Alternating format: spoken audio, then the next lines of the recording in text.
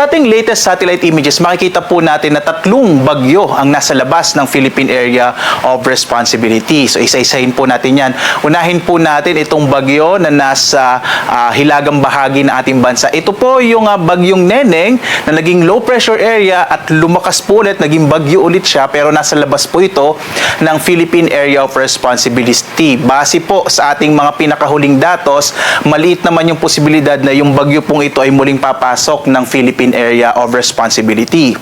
Yung ikalawang bagyo po, nandito naman sa may silangang bahagi ng Kabisayaan, mahigit 1,200 kilometers ito silangan ng Eastern Visayas. Base po sa ating pinakamahuling datos naman, magsisimula kasi itong kikilos pahilagang silangan, kaya medyo maliit na yung posibilidad na pumasok ito ng Philippine Area of Responsibility sa ngayon, base sa pinakahuling datos natin.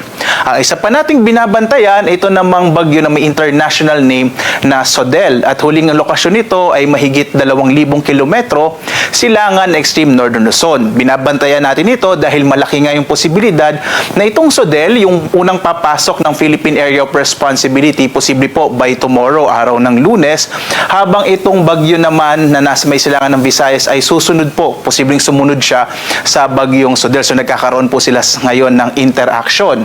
Samantala, inaasahan nga natin na once na pumasok po ng Philippine Area of Responsibility ang bagyong Sodel, ito po ay maaaring magpalakas ng habagat ngayong week na ito.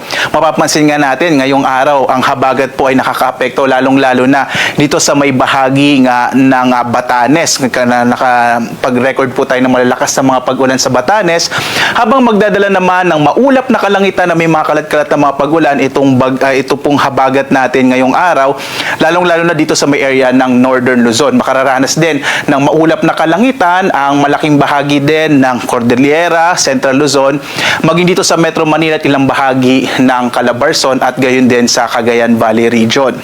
Inaasahan naman dito sa may bahagi po, nalalabing bahagi ng Luzon, itong area ng Bicol Region, gayon din dito sa may Visayas at Mindanao, ay makararanas ng generally fair weather, pero posible pa rin yung mga localized rain showers and thunderstorms. In general po, inaasahan natin sa paparating na linggong ito ay magsisimula po yung hanggang kumisay malalakas sa mga pag-ulan, lalong-lalo na dito sa may kanlurang bahagi pa rin ng Luzon at Visayas, dulot nga po ng palalakasing habagat ng bagyong Sodel once na pumasok ito ng Philippine Area of Responsibility. Bandang midweek po, asahan ng mga kababayan natin na magkakaroon na ulit tayo ng mga occasional heavy rains, habang today until tomorrow, medyo maulap na kalangitan naman yung mararanasan.